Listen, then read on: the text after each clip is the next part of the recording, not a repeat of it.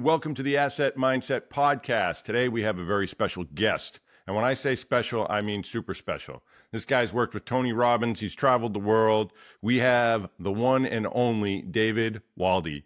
Daniel, it's an honor to be here, man. And what I usually like to start with in these type of conversations is for everyone listening.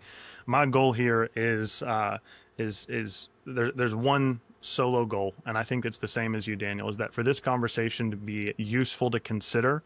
I don't claim to have all the answers. I definitely have made my fair share of mistakes and failures, but I hope today at the conversation around the asset mindset and how that can integrate with what I call fierce empathy is something that can not only transform your entire reality, but it can help you cultivate more peace, more joy, more contentment, and more connection.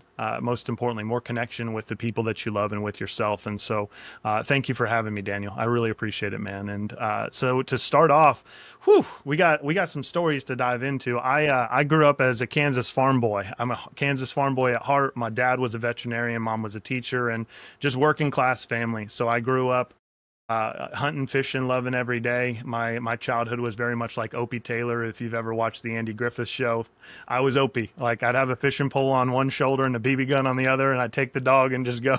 And so I had what I felt was a pretty beautiful childhood, but just like most people, it's not until you become an adult that you look back at your childhood and you start saying, maybe it wasn't really supposed to be like that. And there were things that happened, and there was a series of events that I'm sure we'll dive into. But over the years, I was a high performer. I worked really hard. I did all the sports, all of the, every class that I could take. I tried really, really hard. And I adopted a bit of a performance mindset at an early age, but I didn't realize the downside. I didn't realize how devastating that would become in my future because I didn't put performance-based mindset and the asset mindset in the right place in my mind. And so I was driven to perform simply because I hated myself. I hated who I was. I hated the man that I was becoming as I transitioned out of high school into early adulthood. I went through a series of events that I would much later realize formed and shaped me in ways that were both good and bad. Just like everyone listening, we've had things happen to us. We've had pain. We've had betrayal. We've had heartbreak. There's been abuse. There's been a lot of things. And so for me, what it led to was about 8 years ago, I walked into my bathroom after I was married. We had our first kid. So this was actually 7 years ago now. And despite having achieved what everyone said you're supposed to achieve to be successful, right? The six-figure job, the glass corner office, the company car, I had achieved everything everyone said you're supposed to achieve to be happy and successful. And I was still plugged into church. I loved God through the whole process, and I'm a follower of Jesus. It's been a huge part of my life. But even in that, I found myself standing in front of the mirror with a Glock in my hand. And I was ready to end it because I felt like no matter how hard I tried, I wasn't enough. I wasn't good enough. I couldn't make my wife happy. I couldn't make my boss happy. I couldn't make myself happy. I felt like I was failing on every front. I was about 60 pounds overweight and dealing with a lot of suicidal ideation, anxiety, panic attacks, just a very dark, dark, dark place. And it was in that moment where I experienced what I call a divine wake-up call. And I realized that I had been shirking all of the responsibility for my life, that I had not been choosing the asset mindset. I'd not been choosing discipline. I'd not been choosing to be responsible. I'd not been choosing habits that were useful and conducive to becoming the man that I wanted to be. Because the truth is, Daniel, I didn't know who I wanted to be. I just knew I didn't want to be who I was. Oh, that makes total sense. And I love that you're so willing to share your stories. I mean, we did a phone call, listeners, before we even got on here on the podcast a while ago. And man, we hit it off right away because you are so raw, so real, and willing to share. And that, to me, I'm proud of you, man, for having so much strength because not everybody has that. And your strength and what you're doing is helping lead the way for so many people, which is why I'm so thankful and honored to have you here on the show. Can you talk a little bit more about that shift in your mind and where it led you to? So you had all these issues and you were struggling, but then bam, the change happened. Absolutely. So for me, a lot of it had to do with this concept of masculinity, which is definitely a hot topic in the world we live in today, right?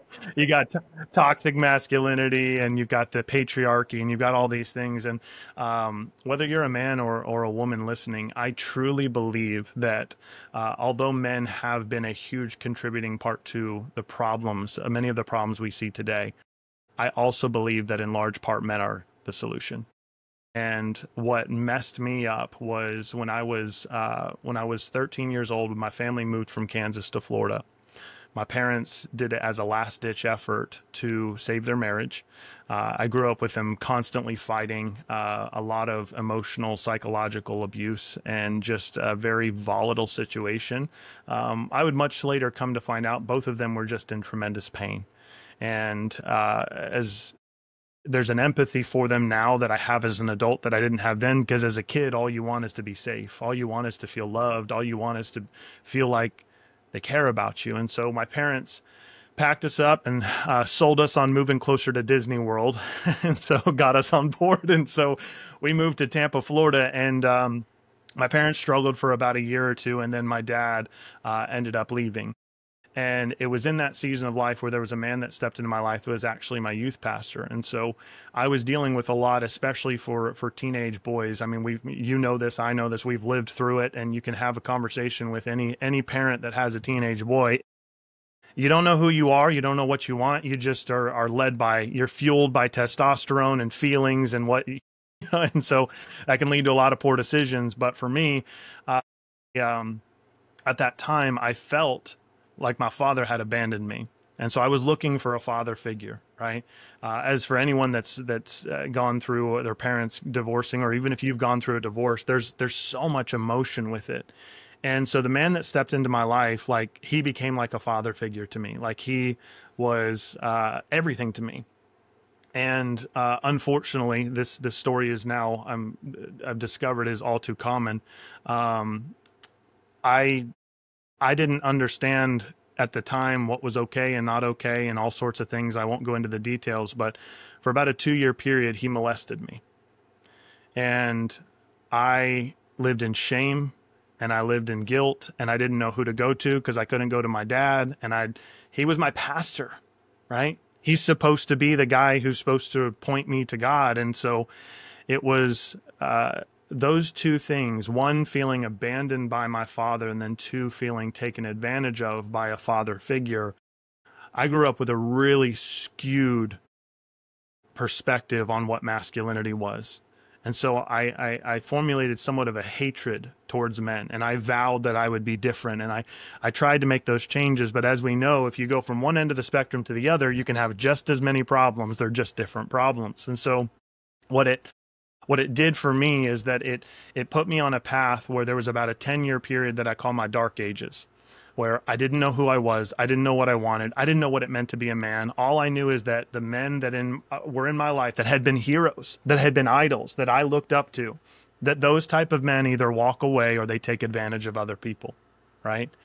And so there was a lot of pain. There was therapy that had to go into that. There's a lot of healing that's had to happen over the last, couple of decades. And but to your question, what it led me to, this change that happened, is that I was doing really well in my job. I had become a top 1% producer in a sales role in a $400 million a year company. I was crushing it. I was making the money. I was doing the things. And, I thought I was on the right track. And then I had someone from my church actually approached me, and she said, "David, have you ever had or done coaching before, like like little league football, baseball? What are you talking about? What are you talking about coaching?" And she said, "No, like anything like personal coaching, professional coaching, executive, anything like that, where we focus on helping you to become better in your given field, et cetera." And I was like, "No, I've never tried that before. I've never done that before." And she said, "Well, I know this sounds crazy, but I love you and your family, and I believe in you, and I would love to bless you, because I have to put together 5 case studies for a coaching program I'm developing for a Fortune 100 company." And I can't share her name or the company that she works with, but if I shared the name of the company here, everyone would know it. Everyone would know it. And she had been tasked with creating an executive coaching program for their board of directors and their C-suite executives and above. She needed 5 case studies. And she said, I would be willing to give you this for free. It's about a $300,000 coaching program. And I said, I'm sorry, what did you just say? Wait, people pay what for coaching? What in the world is this thing? And she said, but you have to give me your word that you'll commit to the process. And so what that led to was a series of coaching experiences where, one, we were at this little Mediterranean restaurant. Everyone's got that area on Main Street with the big glass windows. You can hear the cars and the buzz and the feel. And we're eating shawarma and a bunch of food I can't pronounce. And she's sitting there at the table and she looks at me and she says this one question that changed everything. She said, David, who do you want to become? And I didn't even have, like, some people might hear that and be like, well, that doesn't sound like a profound question. For me, it was, because everything had been about, what do I want to do? What do I want to do with my life? What do I want to do when I grow up? What do I want to do? Like, what's my job? All the stuff. But something clicked that day for me, Daniel, when she asked that question. But what was interesting is that I had almost this involuntary response that just flowed out of me. And as I heard myself saying it, I was shocked. Right? You ever have those moments where you just say something, you're like, I don't know where that came from, but So she says, who do you want to become? And I said, I'm not allowed to define. And so she sat back and she said, interesting. Why aren't you allowed to define that? And I sat there and I thought for a moment and I said, because that's God's job. I'm not allowed to define who I want to become because God's the one who defines who I'm supposed to become, and I'm supposed to figure it out. And Daniel, was in that moment where I realized I had spent the better part of a decade trying to figure it out, trying to find my purpose, trying to find my calling, and we all use these phrases. Everyone does. Like, what's my purpose? What am I here for? What am I supposed to be doing? What's the right path? What's the wrong path? How do I know what to do? What do I need to do to fix my marriage? What do I need to do to fix my career? What do I need to do to fix my finances, my health? What do I need to do? What do I need to do? What do I need to do? And it was in that moment where something shifted for me. It didn't all the puzzle pieces didn't fall in together, but it set me on a path that I realized that I had been shirking all of the responsibility for my life onto God. And I had taken this somewhat altruistic, call it religious mindset. I was like, well, it's my job to just this must be God's will for my life. Maybe I'm supposed to be broke. Maybe I'm supposed to be unhappy. Maybe I'm supposed to be fat. Maybe this is God's will for my life.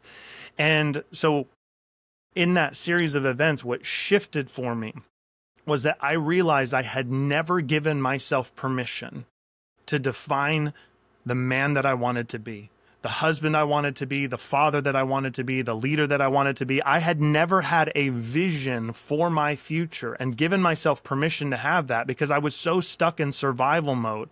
And I had so much pain that I hadn't worked through, and I had so much healing that had to happen. And what I realized through that process, Daniel, was that the reason that I had never given myself permission to define the man that I wanted to be was not just because I thought it was God's job.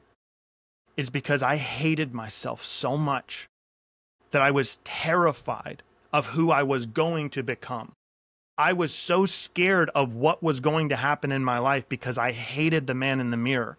And when I looked at my past, all I saw was anger and rage and resentment for the injustice and the unfairness and all of the stuff that shouldn't have happened, that happened to me. And it set in motion this process where I had to start to understand that my construct around this word empathy was flawed. I didn't know how to have empathy for myself. All I had was rage and hatred. I couldn't even look myself in the mirror. And so fierce empathy came out of this development of a few different things. One is that I've, probably similar to you, Daniel, and similar to many people that are listening, if you tend to be the person that everyone comes to with their problems, right? You're a nice guy, like they want to vent, they want to tell you what's going on, and you think you have empathy. But what I realized was that for me, much of that was just sympathy. You feel bad for people when they're going through stuff. It wasn't real empathy. Real empathy, which I came to kind of encapsulate in this term, fierce empathy. This is how I define it. It says, being willing to create an environment where someone feels seen, heard, understood, known, and loved, while simultaneously having the courage to speak the hard truth in love, regardless of whatever discomfort may follow. And so in simpler terms, what I realized is that number one, I didn't know how to have empathy for myself, and I didn't know how to confront myself with the truth. I didn't know how to look myself in the mirror and say, buddy, you've made some really bad choices, but you can make the decision to commit to a different process and become something different than what you are. I wasn't willing to face the facts because I was so wrapped up in my feelings. And that would eventually become the work that I do to this day, whether it's in business or with individuals. And is a lot of what I do is around business development and systems, processes, sales, marketing, things like that. But I always infuse this into it because what I've realized is that most people really, really struggle with either empathy for other people or empathy for themselves. And it's not just about feelings. It's about, are you willing to face the facts and put in the hard work required to transform your life, which is why I have such an admiration for you and your work, Daniel. The asset mindset is that most people are living a life of liabilities. Absolutely. And they're living in a reactionary state. They have not invested the time, energy, and habits to cultivate the assets in their life that can pay them rich dividends. So I'll pause there for a moment. Yeah, no, you're dropping a lot of knowledge and I love it. And I just want to reflect on a few things that you said as far as the becoming, who are you going to become? And I want people to understand it's not where you are. It's not where you were. It's where you're going. Where are you going in your life? Don't worry about that other stuff. Yes, acknowledge it. It happened. Learn from it. But where do you want to go? Understand that you have ownership. We've spoken a little bit about God here and that's God's plan and he'll do. No, you're created in God's image. You are a creator. He wants you to create. I'm going to quote someone here, Dave Ramsey. I heard him one time say, you know what? God feeds the birds, but he doesn't put the worm in the nest. They got to go out and find the worm. They have to do the work, but he'll feed them. Same thing with us as people. You got to get out there and actually do the work and you'll be rewarded. I'm sure you've seen that a lot, right? Once you changed your mindset and you started doing the work, what happened with the results? Yeah, that's where a lot of people I find get stuck. And it's a great question, Daniel, because people are like, well, how do I just change my mindset? How do I start doing the things that I don't feel like doing? I'm not motivated. I'm tired. I'm exhausted. I'm overworked. I'm underpaid. I'm frustrated. My kids won't listen. My wife hates my guts, whatever it is, right? And they're just overwhelmed. And so the question, what I found is that I don't remember who said this, but the quality of the questions that we ask determines the quality of our life. And I love that because most people are asking the question, what do I need to do? Like I mentioned earlier, what do I need to do to change my mindset? What do I need to do? What do I need to do? And there's a lot of people out there that, I respect, but I disagree with some of their approach when it's just full-blown David Goggins style. Like, I'm just going to get out there and I'm just going to grind and I'm just going to do it. And what I've realized, and I think anyone that's honest with themselves, is when you look at someone like David Goggins, as much as I respect what he's accomplished, there's no denying that there is some tremendous pain there. There's tremendous pain. And if you've ever read his story or his books, there is, because of what he's been through. And I think the danger in that for the majority of people, and the science even indicates this, that roughly 2% of the human population have the capacity and ability to brute force their way through anything, which is why I have so much respect for people like you, Daniel, because there are people that serve in our armed forces that it doesn't matter.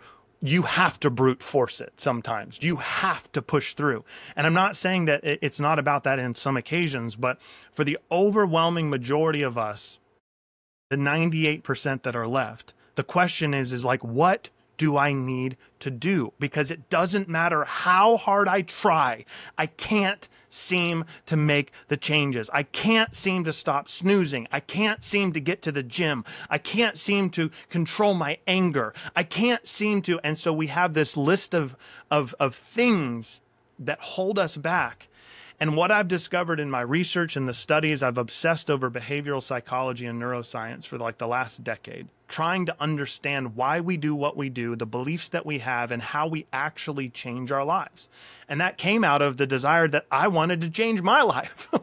And so to answer your question, when it comes to the challenges and difficulties of changing your mindset and asking better questions, I think a better question than asking, what do I need to do, is that one we mentioned before, is who do I need to become? Because identity is always the foundation for behavior and results. And so, yes, you can choose certain behaviors that will help change your identity, but that's really hard for most people. For most people, like, I'm going to do a budget, or I'm going to do this. I'm going to go to counseling. I'm going to start working out every day. I'm going to write that book finally. I'm going to start my business. You start doing that, and there might be some initial inertia and momentum, but you get a couple months in, and it's like all the feelings are gone, right? And so what I encourage people to do is a very simple exercise. And before I get into that exercise, I want to give an example. And I'll ask you, Daniel. Daniel, are you a runner? No, I am not a runner. I'm a hiker. I carry big, heavy things. Okay. And I go for walks. I love it. I love it. Okay. And this is not going to put you down in any way. So that wasn't a rigged question. I promise. No, it's fine. My lower back does not like running when I do it for a duration. With you, man. I'm with you. I got a herniation down there too. And so it's running is very challenging for me. But what's interesting, let me ask you a question as a follow-up. So you're not a runner. Okay. So would it be uncharacteristic and weird for you if you were to just randomly start waking up every single day and going out and running a 5K every day? Absolutely. It would be weird because it's not a part of how you identify. You don't identify as a runner. So for you to go run would be weird.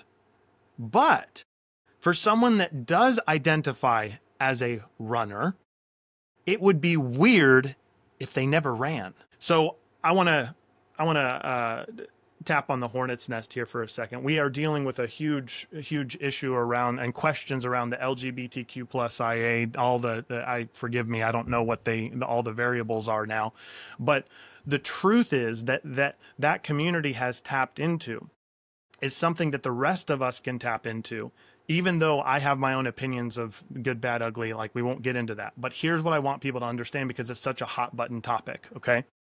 Is that when someone believes that they are something different than what they are, their actions and their behaviors will come into alignment with that which they believe that they are. And so if you have someone who believes that they're a fairy princess butterfly, and that's what they say they are, and they believe it, and they claim that over and over and over again, their actions and their behaviors will naturally come into alignment with that which they believe that they are. Now, that might be too extreme of an example for some people, so I'll simplify this. If you identify as a success, your natural behaviors will be aligned with being a success. If you believe that you are a failure, your natural behaviors and what you do will be aligned with the identity of a failure. So how do we apply this? You have to start with who you believe you are. If you believe you're worthless, if you believe you're a unicorn, if you believe whatever it is about yourself, you will start to adopt characteristics and your behavior will naturally change. Why? Because it's second nature.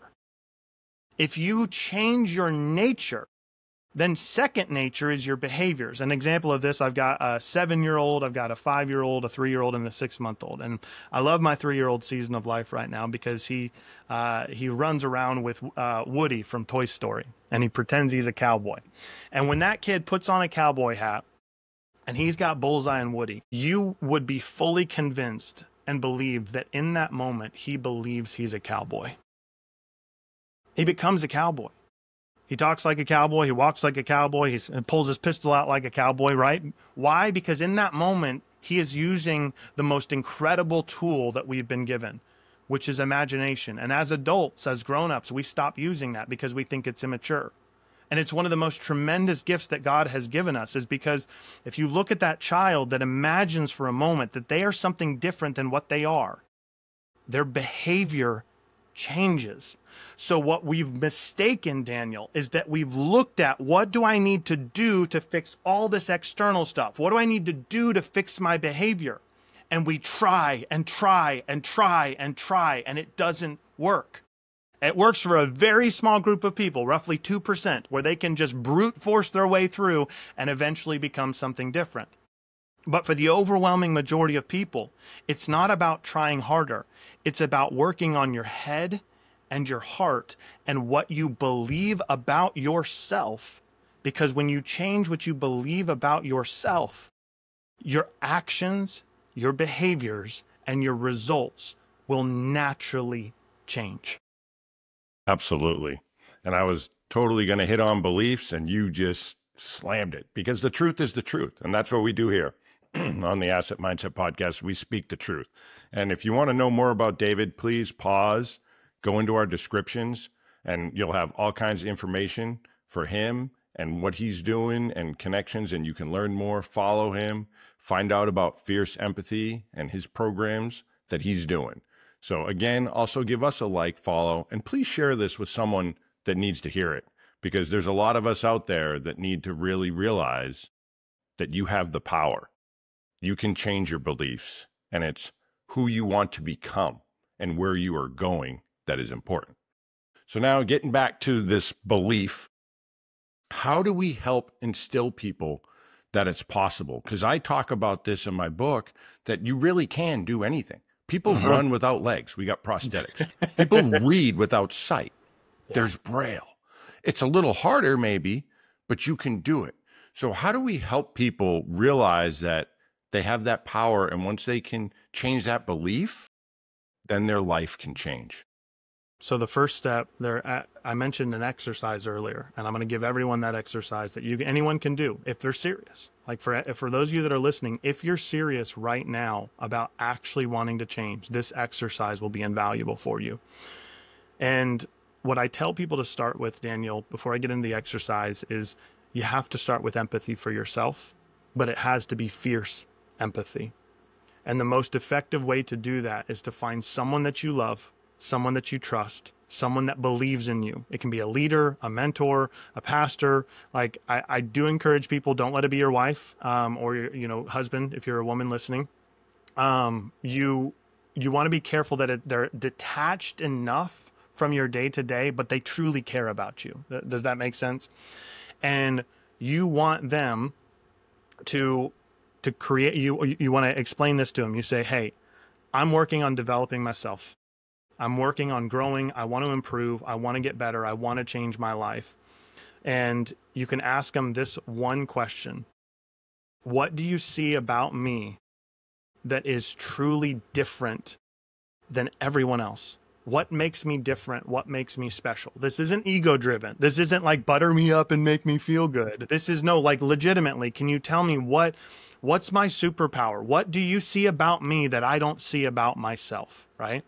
You start with that question, and then you recognize, the reason I say start with empathy is that unless you can come to a place where you can forgive yourself and you can start to like yourself, it's going to be very, very challenging. So for anyone that hates themselves, that doesn't like themselves, is frustrated and just disappointed, you have to surround yourself with people that will call greatness out of you, that will tell you who you really are, just irregardless of how you feel. Irregardless. I don't think that's a word anymore. I think it's regardless. Right? Regardless, right, of how you feel. And you have to find community, which is why I love so much of what you do, Daniel, is like you are an advocate for surrounding yourself with the right kinds of people, because we've all heard this 1,000 times before. You're the average of the 5 people that you spend the most time with. So do an audit of your circle. Who are you spending time with? Are you spending time with people that are creating actively, that are going out and accomplishing, that are achieving, that are pushing their limits, that are healthy, right? That have great marriages, that are emotionally present and available for their children? Are your friends in your circle like that? If they're not, then you've got to be honest with yourself. They're not going to help you get where you want to go. And that's going to be challenging. But here's the exercise. I tell people to get 3 pieces of paper. And so save this if you're listening and mark this spot, wherever we are in the recording. On the first page, what we are writing at the top of this page is called my petty list. And it's petty, Petty. This is your opportunity to be as petty as you want to be. And you're going to literally list out every single thing in your life that you're dissatisfied, that you think's not fair, that you think is wrong, that you're going to just complain on a sheet of paper. When's the last time you had permission to just complain and not feel bad? All right. So that's what we call it, the petty list. You be as petty as you want to be. And if you want a simple structure, just break things down by health, wealth, and relationships. Okay. Look at your health, look at your wealth, your career, your finances, look at your relationships, your marriage, your kids, your friendships, right? Use those 3 buckets and take 20 minutes and literally just brain dump. Just complain, just whine, just be petty, okay? After you've done that, you're going to take the second sheet of paper.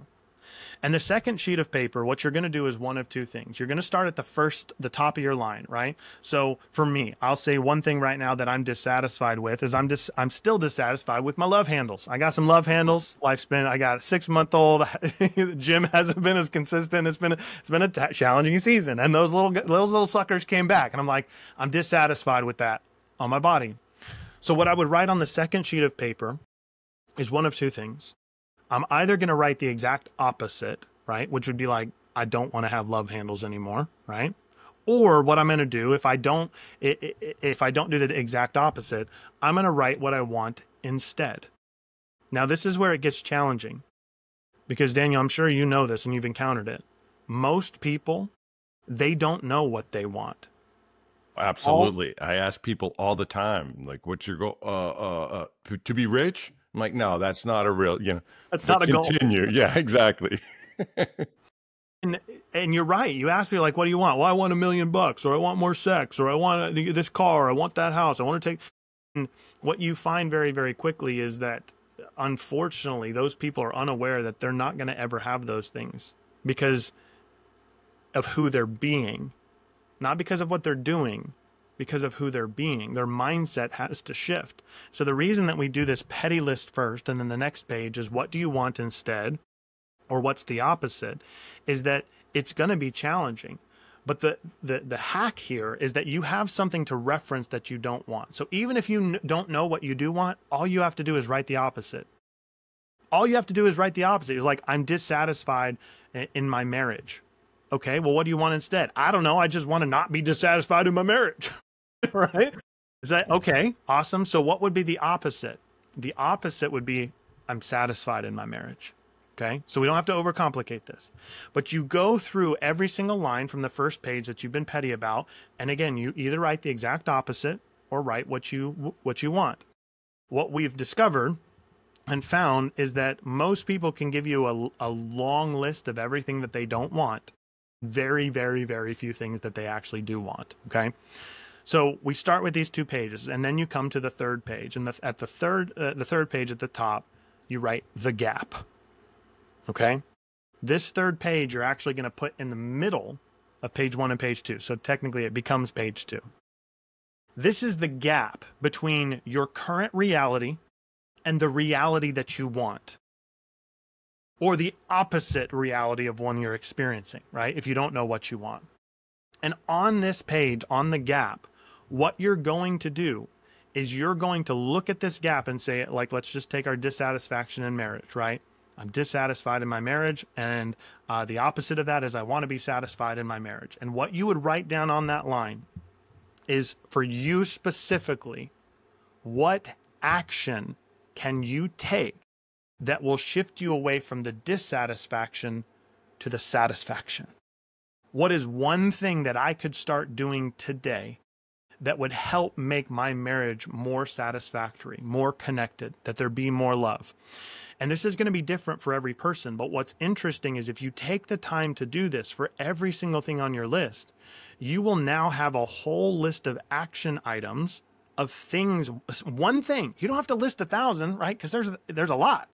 But you say one thing and then you look at those, and from that list, you can now introduce that into your schedule and your calendar, and you can put it down and say, okay, I know the one thing that would help me be more satisfied in my marriage is more conversation with my wife, like actual heart to heart conversation. And so you write that down, and then guess what you do? You put it on your calendar and you go, hey, babe, right? On Wednesday night, I'd really like for us to have a date night. I feel disconnected from you, and I want more time where we can just talk and have a conversation. So I'm going to get us a babysitter. We're going to pawn off the kids. We're going to do whatever. You and I just want 2 hours where we can go and just have a little bit of time for ourselves, right? Now, some of these things are going to work, and some of these things are not going to work, right? You're going to try something, and it's going to flop, right? It's going to fail. But the point is, you've started taking small baby steps and actions that are aligned with what you want in life. And here's what's beautiful that I find every time someone does this, Daniel. When you can see your petty list and everything you're dissatisfied with, and then you can see what you want or the opposite, and then you can see the gap between where you are and where you want to be, it starts helping you develop a picture of who you need to become to create a different reality, to completely transform your life. Because a lot of times we're asking that question, what do I need to do? And that's where we have to start sometimes, but then you have to look at it and say, okay, well, what does this version of me that is healthy, wealthy, wise, connected, successful, what does this version of me, future version of me, do differently than the current version of me? And that's where people get confused. That's how simple it is, though. Would the future version of you be doing what you're doing right now? Yes or no? And life becomes super binary real quickly because you can just filter everything to that question. Would future me snooze? Nope. Okay, then I don't have permission to snooze anymore, right? Would future me be shoveling French fries every single day, fast food for lunch? No, he wouldn't, right? So I'm not going to do that, right? And you create a very simple binary, especially for us guys. We like that. We don't like complexity. It's like, is this aligned or is it not aligned? And what it removes is this question we're always asking ourselves, well, is this the right decision or the wrong decision? Should I take this job? Should I not take this job? Is this the right person? Is this the wrong person, right? That's a very overwhelming, layered, complex question that doesn't help us. But a better question is this aligned with who I want to be or not? And if it is aligned with who you want to be, your feelings don't matter. Your feelings disappear. That's where you talk about, I loved it in chapter 8, you actually talked about how to make habits become assets. You mentioned this, and I loved this because it's so critical for our habits, but we have a hard time adopting new habits until we first define why we want to accomplish what we want to accomplish. And in our case here is, why are you wanting to change in the first place? Why do you want to become healthier? Why do you want to have a better marriage? Why do you want to be stronger? Why do you want to be wealthier? If you don't know why, you're not going to be motivated to make the changes. But this exercise helps you to discover what you're dissatisfied with, what you want instead, and the steps that you can start to implement. And as you start to do that, you'll start to realize, yeah, okay, I think I'm gathering an idea of who I want to be. And when you start to gather that understanding, you can now create actual alignment versus what most of our society does is like, well, this just doesn't feel aligned for me. No, this is powerful stuff, David. Very powerful. And thank you for sharing that. I think the gap part that you're talking about is extremely powerful because, in my book, I talk about backwards planning. So you figure out through your petty list and then where you want to be. And then when you go into that gap, you're creating the backwards planning. Yes. So it's like, okay, I need to do this and this to get to here. So awesome. Thank you for sharing that with my audience. I think a lot of people are going to learn a lot from that. It's very powerful. And speaking of other powerful stuff that you do, can you talk about your 4 pillars? Because I think your pillars are, man, they're just such powerful things that if you can do that, I mean, they're called a pillar for a reason, right? Like they support. These 4 pillars will support you, your life, your dreams, and your peace. And that's what a lot of us are really looking for because material things can't buy your peace. We think they can, but they can't. But go on and share about those pillars, please. Yeah, so you talked about the material things that we're trying to buy our peace, right? A lot of people, like in the conversations that I have with, particularly with men, is that what they want more than anything is they just want to be happy, right? People say that all the time. Well, I just want to be happy. And I think that the danger in that is that happiness is a momentary feeling, right? Sometimes we're happy, sometimes we're sad. What I truly believe at the core of what all of us are after is that what we want is contentment. What we want is peace. What we want is joy. What we want is the ability to live our lives, pursuing our dreams, supporting and helping other people. But what most people seem to be after is they just want to constantly feel good. They just want to constantly feel happy, right? And I think the danger in that is that we adopt this belief system that if I can just make enough money, if I can just earn, if I could just buy that house, if I could just buy the car, if I could just do whatever it is, then finally I will be happy. Finally, I will be able to feel the way that I want to feel. And I think the danger again is that we can feel the way we want to feel today. It just depends on our mindset. It depends on what we're focused on. And I'll give a quick little example. I asked somebody the other day, I said, I want you to imagine that somebody kidnapped your child and you had $100 million sitting in the bank. What would you do to get that child back? They're like, I'd give them all the money, all of it. I want my kid. I said, so what you're telling me is that having your child with you is worth more than $100 million. They're like, absolutely. But we don't take on that mindset.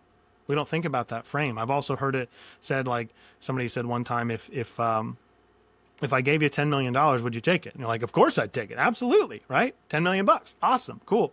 And then the person said, but what if there's a catch? Right. And they said, well, what's the catch? And the catch is you don't get to wake up tomorrow. Would you still take the $10 million? The answer is no. Right. The answer is no. And I think one of the reasons that is critically important for us to be aware of is that we don't understand how wealthy we already are. We don't understand the fact that we are surrounded by abundance, and we just have to change our focus. Okay. So to your question here, we're talking about the 4 pillars of transformation, correct? Yes. Clarity and constructs. Yes. Yes. Beautiful. Okay. So clarity is the first one, right? Clarity is one of those things that, it's really hard to do anything. And you know this from the military. Like if you're not crystal clear on what it is that you're trying to accomplish and what you want, then like it doesn't matter what you do, right? If you're not clear on what you are going to execute and how you're going to execute, it can get really, really frustrating. So the first step is you have to give yourself permission to rediscover who you want to become, what you want, why you want it, and what is required to create it. And that's kind of what we just talked about in that exercise, is that most people don't know who they want to become. When I ask people that question, they're like, I don't really know, right? And I remember another time that my coach asked me that, and she's like, do you have a model? I was like, what do you mean a model? She's like, do you have someone that you could look at and say, I want to be like them, right? I'd love to have a life like them. And I said, well, I'd probably like to be like Tony Robbins. I just, maybe a few less F words, and I definitely don't want to travel as much as he does, And she's like, okay, that's interesting. Who else? And I was like, well, Jesus. And she said, well, nobody can be like fully like him. But what I started quite the standard, I'm just saying. Right? Quite the standard, right? And what I discovered, though, is that most of us have people that we admire, right? Whether it's somebody from a movie or it might be a character from a book. And we've never stopped to ask ourselves, why do we admire them so much? And oftentimes it's because they embody characteristics that we want to have or that we think that we have. And a lot of times, like if I'm a huge Lord of the Rings fan, there are characteristics in certain characters like Aragorn that when I look at him, I'm like, gosh, man, like I want to be more like Aragorn, right? And it's going to be different for every person. But when you stop and you actually think about, okay, what is it about them that I admire? You can do exactly what we just talked about. You now identify a characteristic, whether it's nobility or it's strength, it's resilience, it's compassion, right? Whatever that characteristic is. And then all you have to do is say, okay, how could I increase that in my life? What's one thing I could do every single week that would help me be more aligned with that virtue, with that value? And that's where the clarity comes in of defining things. It's like I'm getting clear on who I want to become.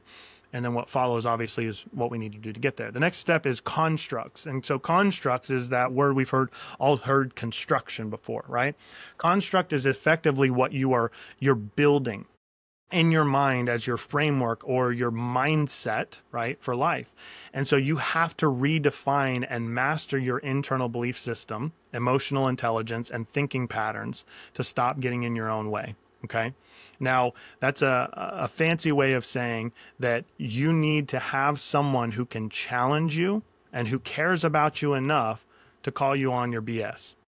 You've got to be willing to have someone in your corner that can say, hey, you are getting in your own way, and here's why.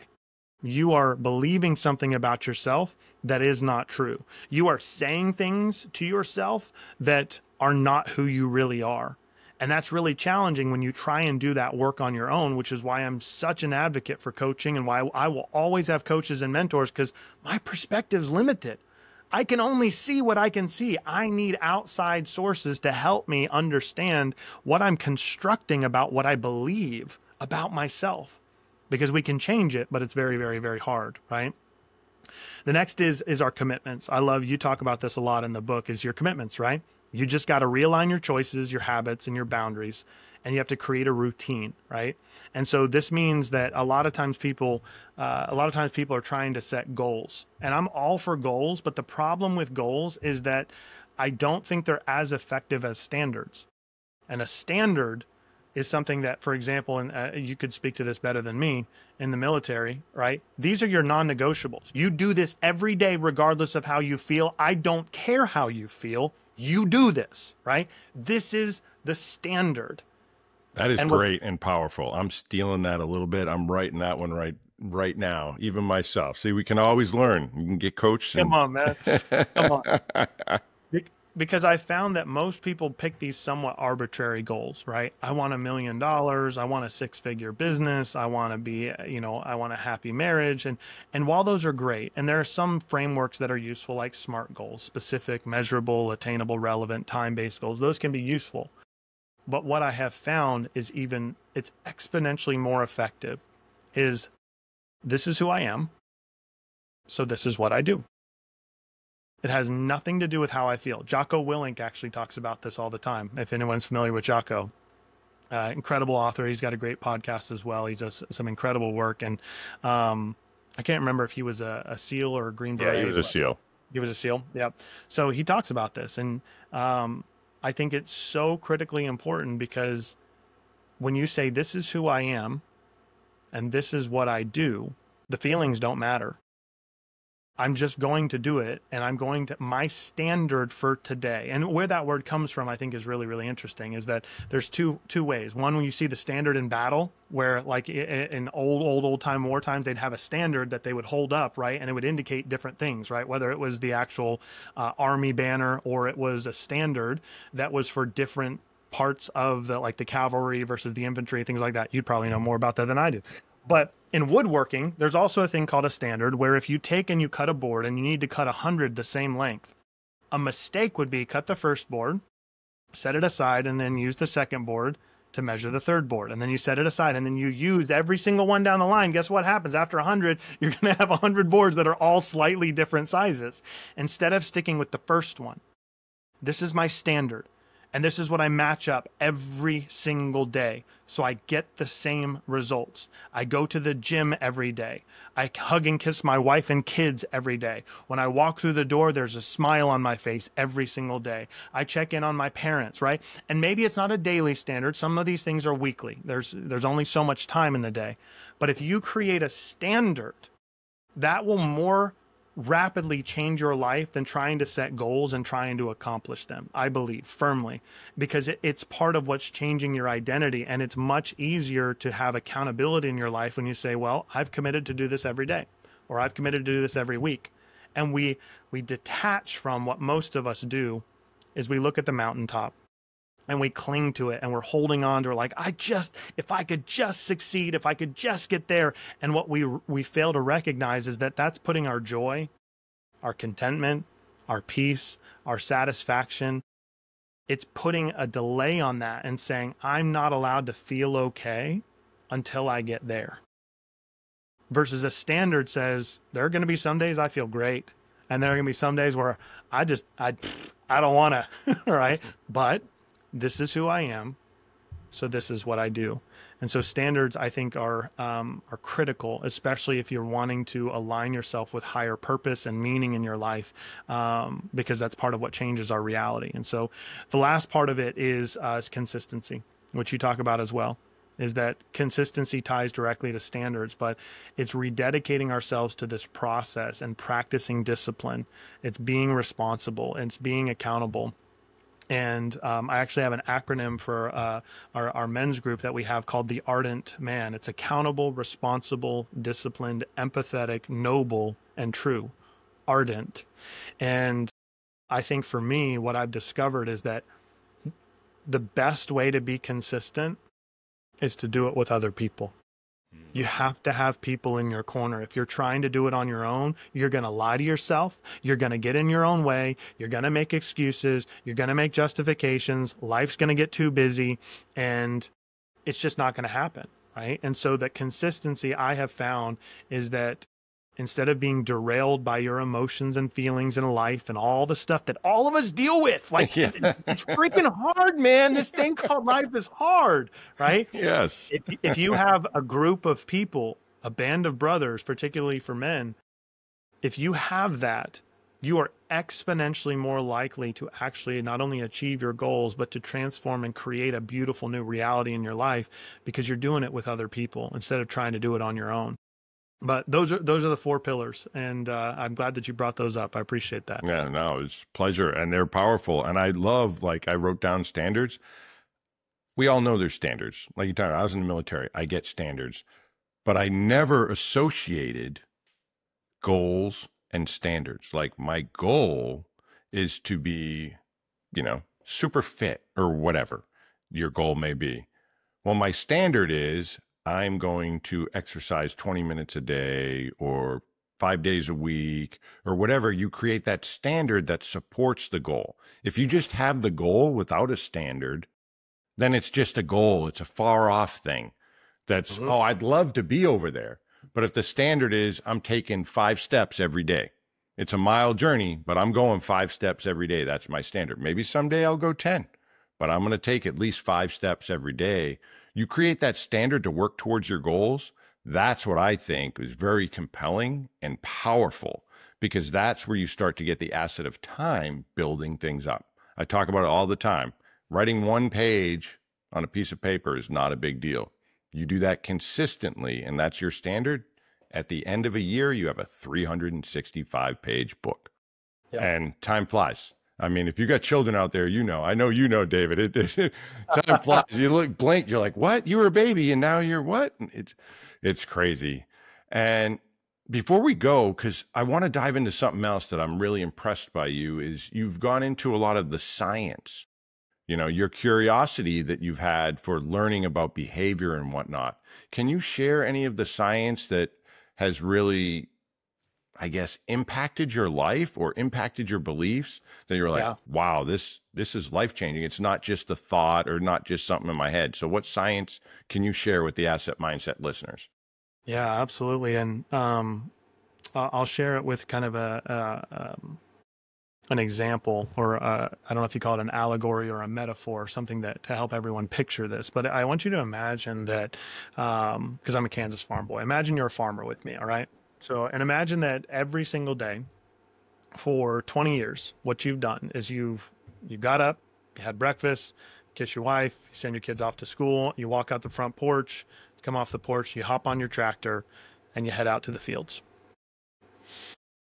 Now, you've done this consistently for 5 years, 10 years, 20 years. You just done it. That's your life, right? Well, what's really interesting is that if you've taken the same path every single day on a tractor as that farmer, there came a point in time very early on that you started creating ruts in the road because you drive the same path every single day.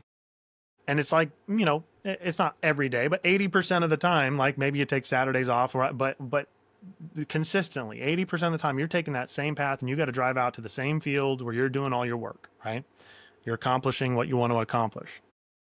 And then you're driving back, right? Over years, those ruts become deeper and deeper and deeper.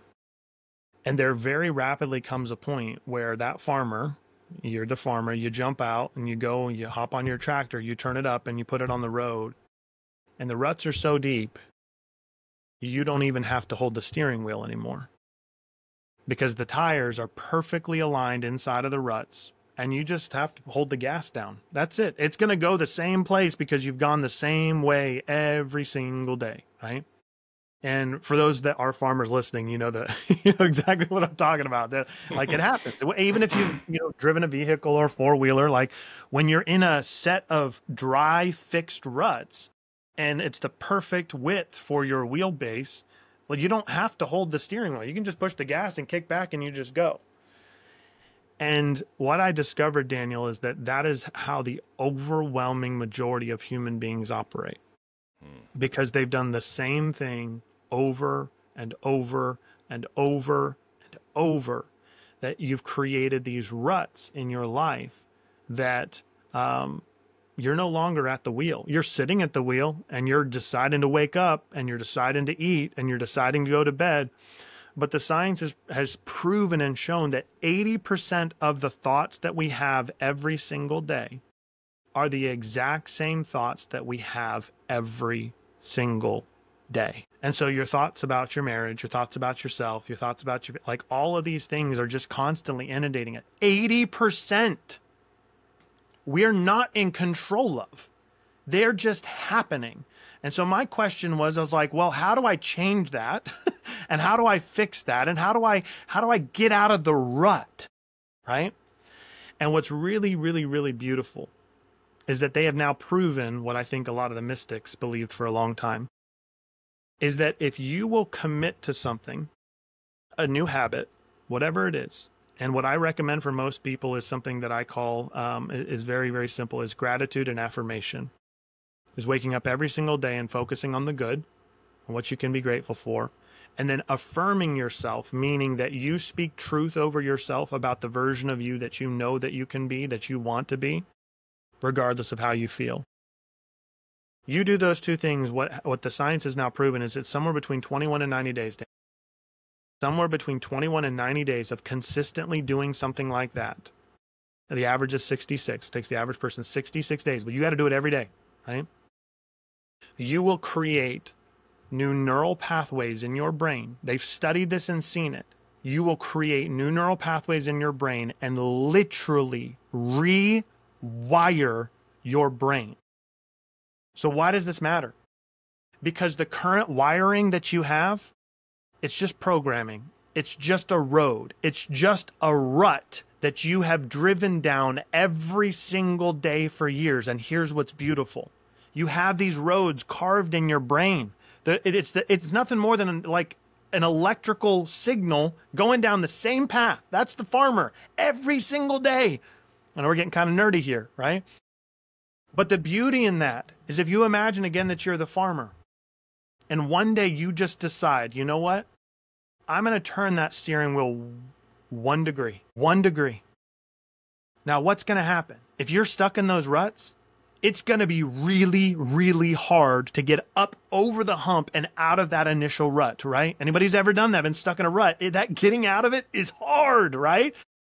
But what's fascinating is just a 1 degree correction, a 1 degree change, a willingness to start practicing gratitude every day, a willingness to start affirming yourself, a willingness to do this exercise we talked about, a willingness to define, give yourself permission of who you want to become, a willingness to stop snoozing, a willingness to get up an hour earlier, a willingness to kiss your wife and kids when you get home.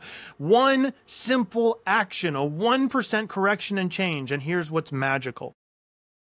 Is that when you can do that and you make that 1% correction every single day, if you were to drive that same distance that the farmer did every day, driving a mile out to the farm, if you go 1 mile, and you know this from the military, Daniel, 1 mile, 1 degree off, you will end up at a completely different location. Completely different. And that's how simple it is that it takes between 21 and 90 days to create a new set of neural pathways in the brain. It takes the average person 66 days. But most people aren't even willing to give it that 3 months and say, okay, I'll try it. I'll test it. and actually commit to doing one thing differently, to changing the pattern, to changing that programming, to trying something different, to turn the steering wheel 1 degree. And it's true for everyone and it's available to everyone. Sadly, most people don't take advantage of it, but that's literally, from a scientific perspective, how you rewire your brain. Fantastic. David, thank you so much. Anybody listening, you want to know more about David and what he's doing? Fierce Empathy Solutions. Again, pause, go in the description. There's all kinds of links there for you to get more from David. David, this hour's flown by. Thank you so much for being here. Thank you for sharing the knowledge. God bless, my friend. I can't wait to connect with you again in the future. It's always just such a positive experience. And like you, I believe we should surround ourselves with good people. And for all you listeners out there, don't forget to share this episode, like and subscribe, and get out of your rut and own your power.